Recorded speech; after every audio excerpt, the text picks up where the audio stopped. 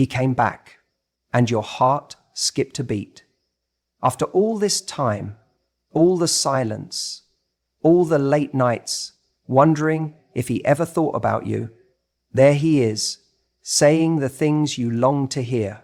But wait, before you open the door too wide, you need to ask yourself something most people forget in that moment.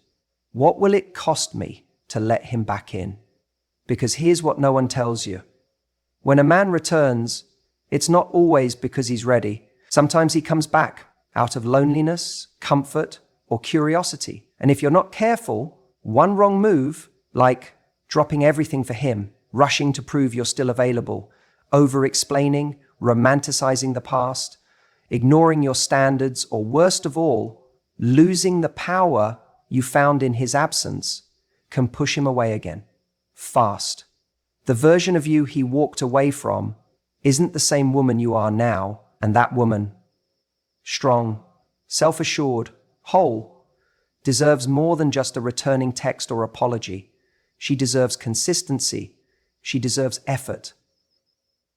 This time, it's not about whether he comes back. It's about whether you keep everything you gained while he was gone. Because real power is not letting someone's return erase your growth. He came back. That text you never thought would arrive lit up your screen. Maybe it said something simple like, "Hey," or maybe it was more heartfelt, "I miss you." And in that moment, everything in your body wanted to lean in, to answer immediately, to let him know that you've been waiting, that you've been hoping for this moment. But here's the truth, most people never tell you. The first move you make after he comes back matters more than the fact that he came back at all. Because when a man returns, especially after time apart or distance created by conflict, he's watching your response. Not consciously, necessarily, but on a gut level, he's paying attention. What happens next tells him everything about the dynamic between you now. And for so many people, the moment they hear from him again, they make the fatal mistake of dropping everything. Emotionally, mentally, even physically, they rearrange their priorities to accommodate his sudden reappearance. It's almost like the past disappears in an instant. The hurt, the confusion, the nights you cried and tried to understand what went wrong, all of it is shoved to the side because now he's back. And if you're not careful, that urgency to seize the moment can cause you to abandon your boundaries entirely. But here's the problem. When someone senses that you've been waiting for them, when it's clear they can return and immediately regain the front row seat in your life without effort, the value of that seat goes down. It's human nature. We don't treasure what feels guaranteed. We treasure what feels earned. And if his presence didn't require any effort, if your life looks exactly the same the second he shows up again, he won't feel inspired to do better. He'll just feel reassured that he can disappear, return, and be welcomed back without friction. That's not love. That's access. And access without boundaries rarely inspires commitment. What you want instead is to meet his return from a place of grounded strength. That doesn't mean you have to be cold. You can be kind. You can even be warm. But you don't need to be immediate. You don't need to cancel plans, reschedule commitments, or send long paragraphs of emotional unloading the second he texts. You don't need to go into overdrive to make sure he doesn't slip away again. He came back. That's a start. But what matters now is what he does, and just as importantly, what you do. This is the time to show him what's changed, not necessarily what's changed about him, because frankly, you don't know that yet, but what's changed about you, the life you've built, the strength you've cultivated, the way you handle your emotions now, the confidence that says, I care about you, but I also care about myself. When you respond from that place, everything shifts. He starts to sense something different in you, something powerful. He doesn't just see the woman he left, he sees the woman who kept moving forward, The one who's willing to talk, yes, but who doesn't chase, who doesn't rush, who doesn't leap before looking. That energy changes the entire conversation. It draws him in deeper because now he knows he doesn't just get you back, he has to earn you back. But if you drop everything too quickly, if you send the message, even unintentionally, that his return alone is enough to restore full access, then you're not just starting over, you're starting beneath where you left off. Because now he knows you'll accept breadcrumbs, that the bar has been lowered, and instead of rising to meet you, he relaxes into minimal effort. That's not the relationship you want. You don't want to be in a position where you're constantly fearing he'll vanish again, where you feel like you have to overcompensate to keep his attention. You want to be with someone who chooses you deliberately, consistently, and with presence. But to attract that, you have to embody it first. You have to choose yourself in those first critical moments. Not in a performative way, but in a real, steady, grounded way that communicates, I've got a beautiful life here. You're welcome to step into it, but I'm not putting it on pause for anyone. That doesn't mean you don't feel. It doesn't mean you don't care. It just means that care is expressed with discernment, not desperation. It means you give space for the situation to unfold, for trust to be rebuilt. You allow the relationship to grow in real time, not based on nostalgia, not based on fantasy, and certainly not based on fear that if you don't act fast, he'll vanish again. And if he does vanish again, then that tells you everything you need to know, because the man who is right for you won't be scared off by your standards. He'll be drawn in by them. The right person won't mind that you took your time. He'll respect it. He'll admire it. Because in that patience, he'll see your power. And in that power, he'll know this is someone worth showing up for. When someone comes back into your life after disappearing, breaking things off, or creating distance, there's a very specific emotional reaction that happens inside of us. We light up. It's that hit of validation, of excitement, of finally getting what we've been hoping for, maybe even praying for. And in that moment, it's incredibly easy to forget everything, the pain they caused, the time that passed, the silence you sat in. It all gets buried under this one overwhelming thought. He came back.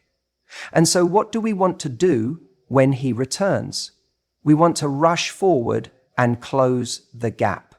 We want to bridge the silence. We want to reassure him, yes, I'm still here. I still care.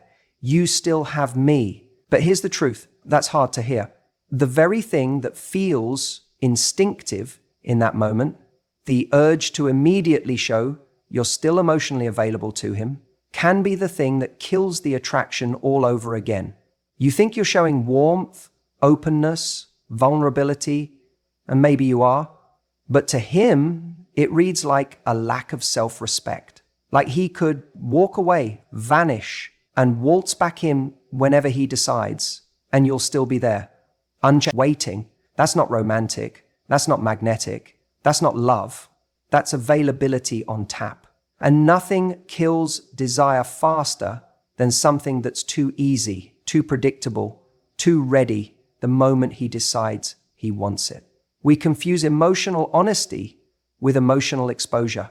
You can be honest, you can even care, but that doesn't mean he needs to be handed the full access pass the moment he returns.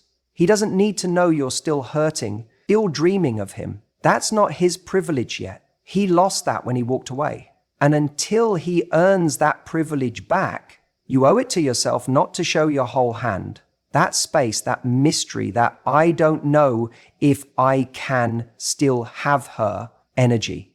That's what pulls someone back in deeper. But if the moment he returns, you rush to emotionally comfort him, to soothe his uncertainty, to let him know it's safe and easy to come back, you rob him of the process he needs to go through to value you again. You shortcut his emotional journey. You rescue him from doubt. But it's that very doubt that would have brought him face to face with what he lost. The thing we don't talk about enough is that when someone leaves and then returns, they're not always coming back because they had some profound revelation. Sometimes it's comfort. Sometimes it's curiosity. Sometimes it's boredom. And if you're too quick to show you're still here emotionally or otherwise, he doesn't need to reflect. He doesn't need to grow.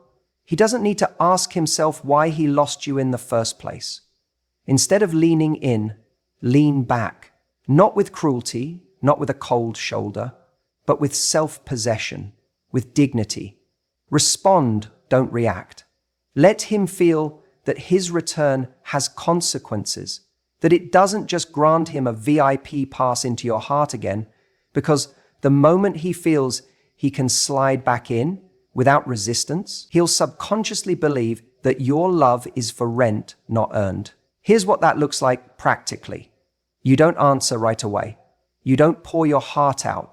You don't jump into conversations late at night like no time has passed. You create space. You observe. You stay grounded.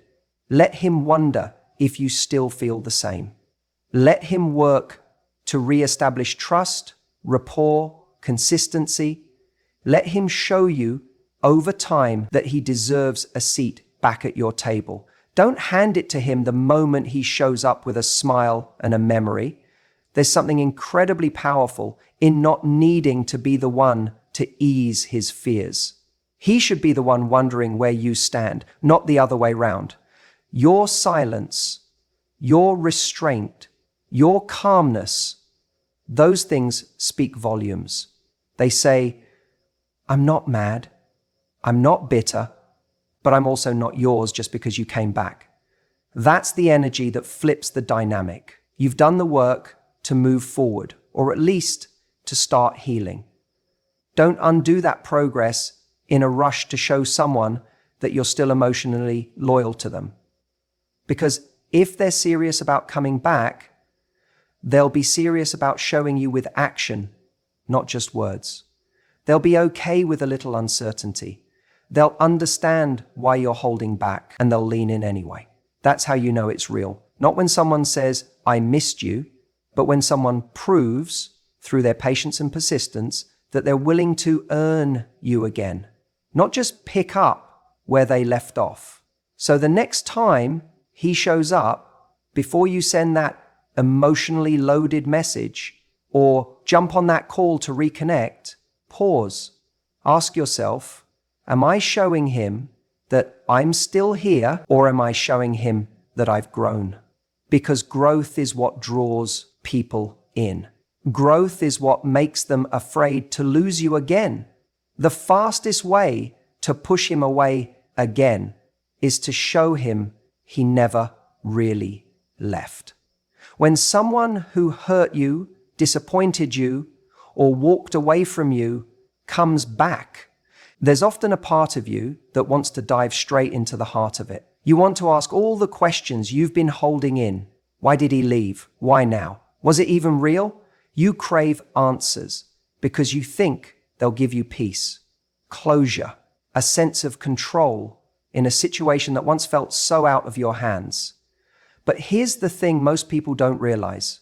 When he comes back, the worst thing you can do right away is try to get him to explain everything. See, the moment he returns, you're standing at an emotional crossroads. One path leads to deeper connection, the other to emotional overwhelm. And the irony is, the one that feels most urgent, the one where you sit him down and say, we need to talk about what happened, is often the one that drives him back out the door. Not because the conversation doesn't matter, it does, but timing is everything. People, especially men, don't come back already emotionally prepped for a deep dive. Most come back uncertain, curious, testing the water to see if it's safe to approach. And if the moment they return, they feel like they're being put on emotional trial, it becomes too much too soon. They get overwhelmed, they feel like they're failing before they even get a second chance to begin. And that discomfort, it doesn't inspire them to lean in, it makes them pull away again. What you have to understand is, when someone reappears in your life after disappearing, it's not your job to instantly solve everything. You don't need to put your heart on the operating table the second he shows up. What you need to do is observe, create space, let the moment breathe. His actions in that space will tell you far more than any explanation he could offer. Sometimes we rush to revisit the past because we want reassurance. We think, if he tells me he's sorry, if he explains why, then maybe I can finally feel okay. But when you make your peace dependent on his story, you lose your power. What if his story isn't satisfying? What if his reasons feel vague or incomplete? What if he doesn't even know why he left? Then what? You're left in the same emotional spiral, only now you've handed him the power to validate your pain or not. That's why your peace can't come from answers. It has to come from clarity. And clarity isn't always found in conversations. It's found in patterns. It's in watching whether his presence now reflects the growth he may claim, whether he's willing to put in effort this time, whether he actually shows up in a way that feels consistent and safe. These things speak louder than his version of the past ever could. There's also something else that's really important to remember. When you rush into emotional territory right away, you skip the stage where connection could naturally rebuild. Attraction doesn't live in tension and blame and frustration. It lives in presence, in shared moments, in rediscovering each other. If you skip that and go straight into the therapy chair, you lose the magic. You take what could be a fresh start and turn it into a courtroom. It's not about pretending nothing happened. You're not sweeping your feelings under the rug, but you're choosing to pace yourself, to be intentional, to remember that you're not just trying to talk about what went wrong, you're trying to see if anything has actually changed. And that takes time. Emotional safety, trust, consistency. None of that happens in one conversation. It happens over weeks, over actions, over how someone treats you now. So when he comes back, don't make the mistake of turning the reunion into an interrogation. You don't need to emotionally unload everything at once to protect yourself. You protect yourself by watching, by staying centered, by seeing how he holds your presence this time. Does he reach out? Does he make plans? Does he follow through? Does he respond when you express needs or boundaries? Those are the real answers.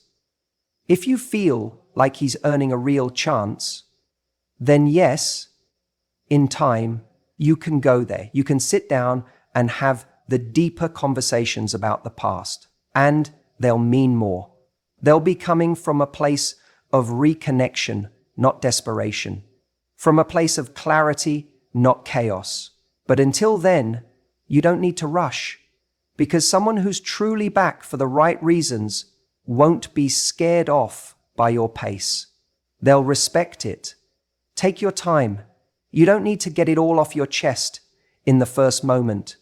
You just need to stay present, grounded, and aware. If you do that, the truth of his return, whether it's real, temporary, or just habit, will reveal itself. You won't have to dig for it. You'll simply see it. So he came back. And part of you wants to believe this means everything is about to be different now. That maybe he's realized what he lost. That this time he'll finally show up the way you always wanted him to. I get that. That hope is powerful. It makes your heart skip a beat when his name flashes on your phone. It makes you remember all the best parts of what you had. And it starts to imagine a future where maybe, just maybe, this time it actually works. But here's where we have to slow down.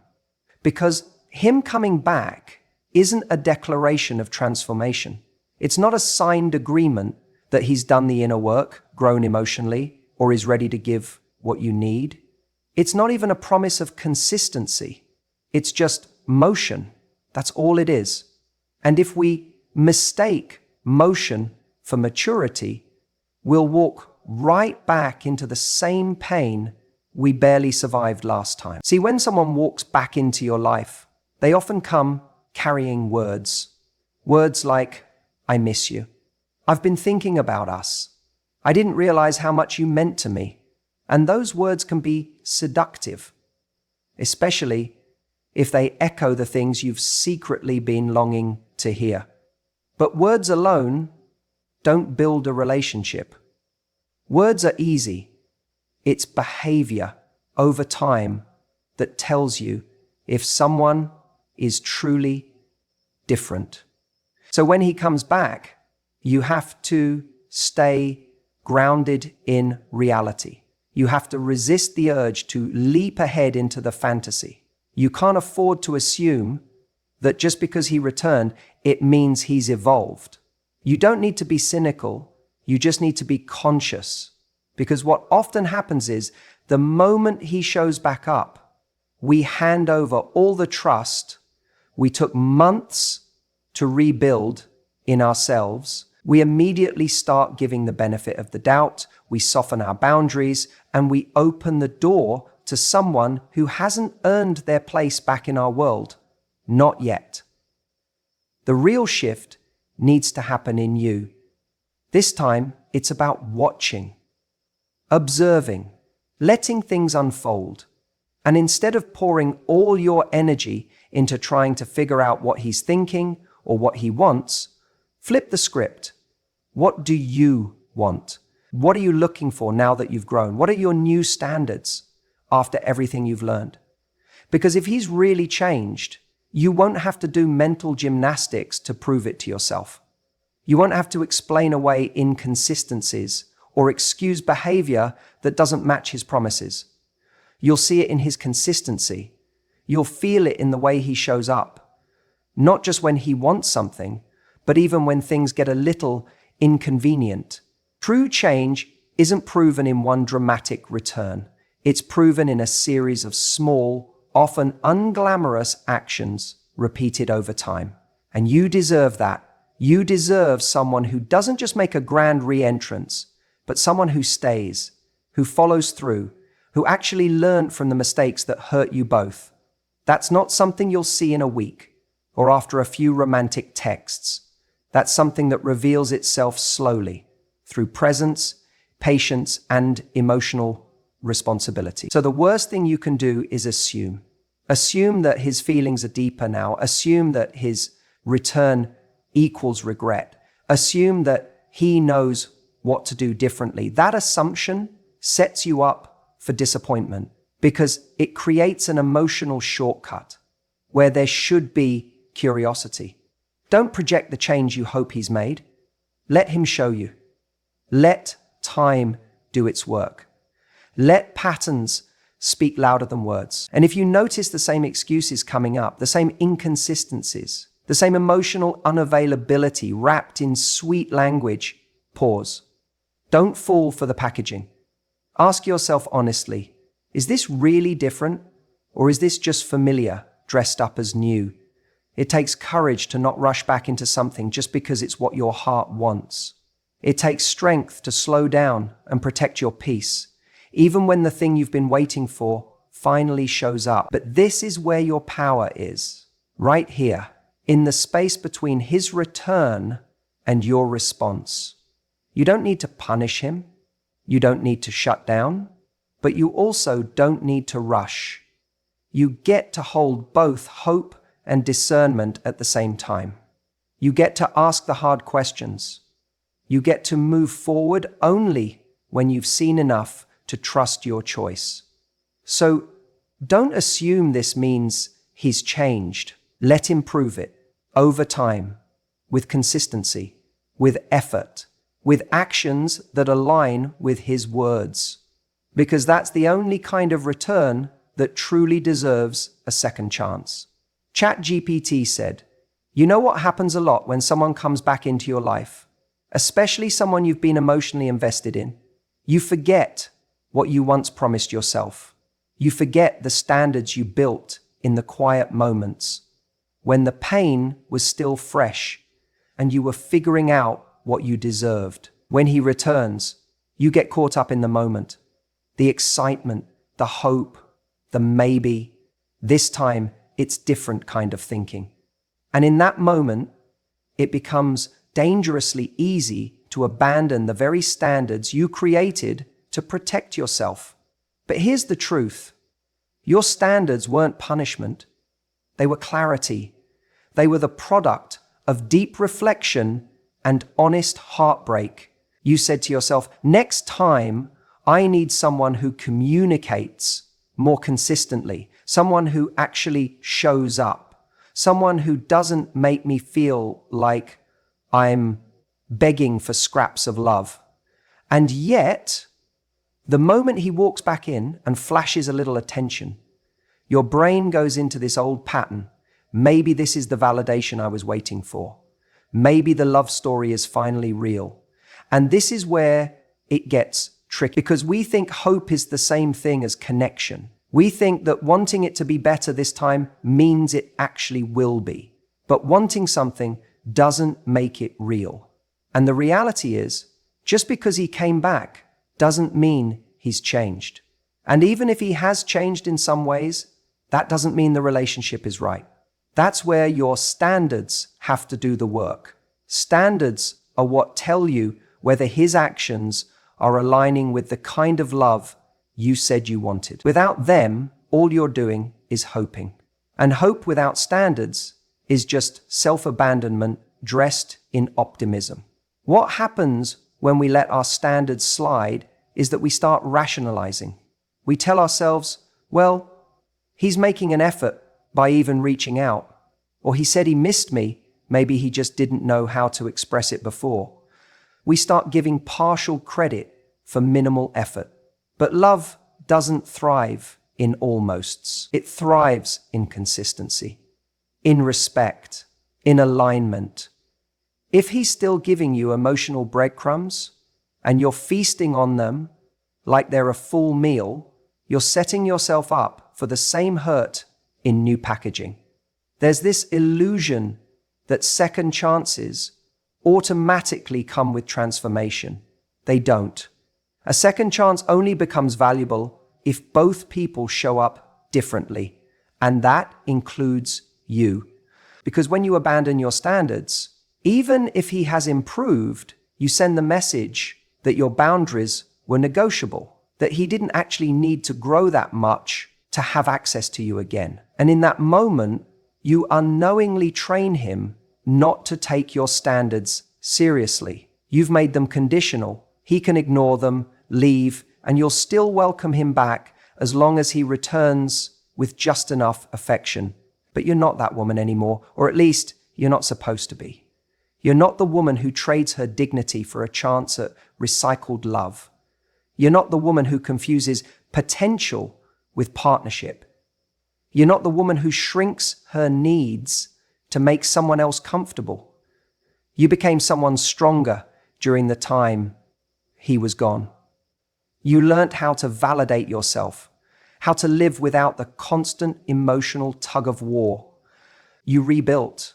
And the worst thing you can do now is bulldoze everything you built because you're afraid to walk away again. It's not about being cold.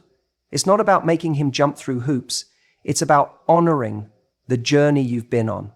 Saying, if you're back, I need to see not just your desire for me, but your ability to love me in a way that matches what I've decided I need. That's the difference between falling back into a pattern and stepping into a new. One is passive, the other is intentional. You have every right to hope, But let your standards filter that hope. Let them be the lens through which you evaluate his return. Does his behavior now line up with the kind of relationship you want to create? Or is it simply more of the same, dressed up in a little more charm and a few better timed messages? You get to decide what love looks like for you. You get to set the rules of engagement. You are not desperate for attention. You're selective with your energy. And if someone wants a place in your life after walking away, they better meet the terms of re-entry that you've already decided on. You're not asking for perfection. You're asking for effort. You're asking for presence. You're asking for the kind of love that doesn't make you feel like you're constantly convincing someone to choose you. Because the moment you abandon your standards out of hope, you abandon yourself. And if you're willing to lose yourself just to keep someone else, you've already lost the most important person in the room. Don't confuse his return with proof. The proof is in what he does next. And whether or not you have the courage to hold the line when someone comes back into your life, especially someone you once deeply cared about, it can stir up a whole storm of feelings. It's like suddenly being pulled into a movie you thought had ended, and now you're trying to figure out the plot all over again. But in that moment, it's easy to forget the most important thing. The version of you that exists now is not the same as the one who watched him walk away. You've evolved, you've grown, and the power you've cultivated in his absence, that is sacred. Because here's the truth. When he left, it hurt. Maybe it shattered you for a while. Maybe you cried more than you ever have. Maybe you overanalyzed every message that never came, every silence that spoke louder than words. But after all that pain, after sitting in the silence, waking up on the hard mornings, finding ways to breathe again, you started to reclaim yourself. You rediscovered your value, you rebuilt your confidence piece by piece, and began living a life that no longer revolved around his presence or absence. Now he's back, and the temptation, it's overwhelming. A part of you wants to jump in, to pick up right where things left off, to believe that his return is the full circle moment your heart was waiting for. But this is where most people lose themselves. Because what happens far too often is this. The minute he comes back, you unknowingly start handing over the power you fought so hard to gain. It can happen subtly. You start changing your schedule to make time for him. You stop doing the things that brought you joy when he was gone. You slowly, quietly begin to abandon the standards you rebuilt while healing. And before you know it, you're right back in the emotional position you were in before. Waiting, hoping, giving more than you're receiving. But this time, it's more dangerous because it's happening under the illusion that things are different now. The version of you he walked away from wasn't weak. She was human. But the version of you he's come back to, she's strong. She's lived through the fire. She's carried herself through heartbreak and still chose growth. That woman deserves more than someone who just comes back. She deserves someone who stays, who shows up consistently, and who doesn't require her to shrink or soften in order to be loved. This isn't about punishing him. This isn't about holding a grudge or making him prove himself through games. This is about honoring the strength it took for you to get here. It's about protecting the self-worth you built, not handing it over just because someone reappeared. Because power doesn't come from rejecting people. It comes from knowing you don't need them in order to be whole. Think about the emotional muscle you developed in his absence. Think about the way you began to light up again without needing his validation. That kind of power is magnetic. And if he really is a different man now, if his return truly means something, he will be drawn to that strength. not to a version of you that immediately dissolves into old patterns. So ask yourself, can I stay rooted in the life I've built, even as I reconnect with someone from the past? Can I keep my boundaries intact, my routines sacred, my standards unshakable? Because the truth is, the most attractive, most powerful move you can make when he comes back is not to fold. It's to stay grounded, stay in your worth, stay in your rhythm. Let him come into your world this time. Let him see the woman you've become, not the woman who once needed him, but the woman who's okay with or without him. That's the woman who holds real power. Because if you lose yourself now, if you abandon the growth you've earned, you're not losing him, you're losing you. And that is far too high a price to pay for someone who may or may not be ready for who you are. So when he comes back, don't just ask, is he serious this time? Ask yourself a better question. Can I stay true to the person I became while he was gone? If the answer is yes, then no matter what happens, you win.